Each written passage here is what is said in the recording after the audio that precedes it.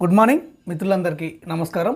ఆంధ్రప్రదేశ్ ప్రభుత్వము పేదలందరికీ ఇల్లు పథకానికి సంబంధించి ప్రభుత్వం ఉత్తర్వులు జారీ చేయడం అనేది జరిగింది. దీనికి సంబంధించినటువంటి సమాచారాన్ని ఈరోజు మీకు అందిస్తాను. ఈ అందరికీ ఇల్లు పథకానికి సంబంధించి పట్టాలను మహిళల పేరిటే ఇవ్వాలని ప్రభుత్వం ఉత్తర్వులో పేర్కొనడం అనేది జరిగింది.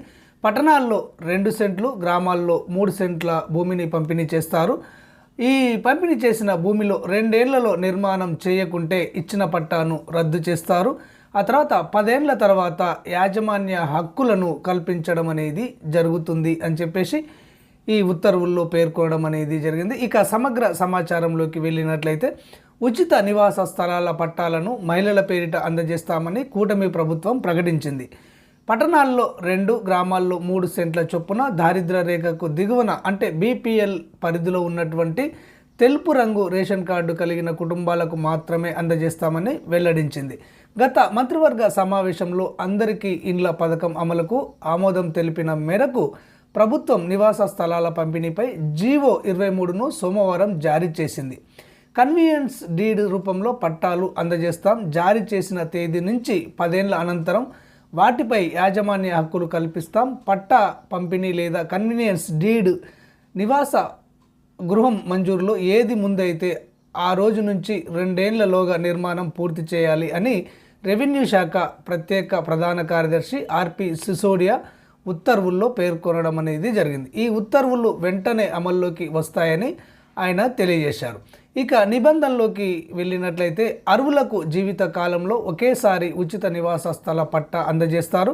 లబ్ధిదారుల పేరున రాష్ట్రంలో మరెక్కడ సొంత స్థలము కానీ ఇల్లు కానీ ఉండకూడదు. గతంలో కేంద్రం మరియు రాష్ట్ర ప్రభుత్వాల గృహ పథకాల్లో ఎలాంటి లబ్ధి పొంది ఉండకూడదు. లబ్ధిదారులకు 5 ఎకరాల మెట్ట లేదా 2.5 ఎకరాలకు మించి మాగాని భూమి ఉండకూడదు. వారి ఆధార్ కార్డును పరిగణలోకి తీసుకుంటారు.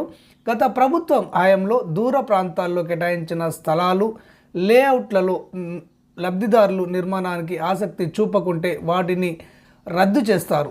శ్మశాన వాటికలకు దగ్గరగా ముంపు సమస్యలుంటే ఆయా కేటాయింపులను రద్దు చేసే అధికారాన్ని కలెక్టర్లకు అప్పగించారు. వారు మొత్తం లేఅవుట్ను కూడా రద్దు చేయవచ్చు. అర్హులకు మరో చోట స్థలాలను కేటాయించవచ్చు. స్థలాల కేటాయింపు జరిగి అది కోర్టు కేసుల్లో ఉంటే దాన్ని రద్దు చేయడానికి వారికి మరొక చోట కేటాయింపులు చేసేందుకు కూడా కలెక్టర్లకు అధికారం ఇచ్చారు. లేఅవుట్లలో అక్కడక్కడ ఖాళీగా ఉన్న ప్లాట్లను స్వాధీనం చేసుకున్న వాటిని తీసుకునేందుకు లబ్ధిదారులు ఆసక్తి కనబరిస్తే పట్టణాల్లో సెంటు, గ్రామాల్లో సెంటున్నర చొప్పున కేటాయించడం అనేది జరుగుతుంది. పట్టణాలు మరియు గ్రామాల యూనిట్గా పట్టాల జారీ ప్రక్రియ చేపడతారు. గ్రామ వార్డు సచివాలయాల ద్వారా దరఖాస్తులను, అభ్యంతరాలను స్వీకరించి పరిశీలన చేపడతారు. లబ్ధిదారుల తుది జాబితాను కలెక్టర్ల ఆమోదంతో తహసీల్దార్లు, మున్సిపల్ కమిషనర్లు ప్రకటిస్తారు. గ్రామ కంఠంలో స్థలాలు కలిగిన వారికి ఇళ్ల నిర్మాణం చేపట్టేందుకు వీలుగా పొజిషన్ సర్టిఫికెట్లు జారీ చేస్తారు. నిబంధనలకు వ్యతిరేకంగా ఇప్పటికే పంపిణీ చేసిన పట్టాలు 2 ఏళ్లలో నిర్మాణం పూర్తి చేయని స్థలాల కేటాయింపులను రద్దు చేస్తారు.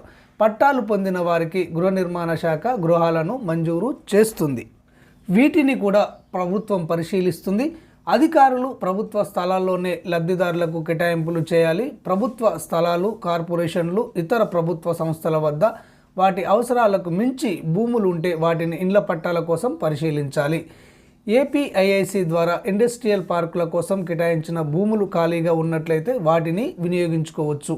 భూ సమీకరణ అంటే ల్యాండ్ పూలింగ్ భూములను పరిగణలోకి తీసుకోవచ్చు. పేదల కోసం భూములు ఉచితంగా ఇచ్చేందుకు ముందుకొచ్చే దాతలను గుర్తించవచ్చు. ఇండ్ల పట్టాల పంపిణీకి అనువైన స్థలాలు లేకుంటే సమీప గ్రామాల్లోనూ స్థలాలను పరిశీలించవచ్చు.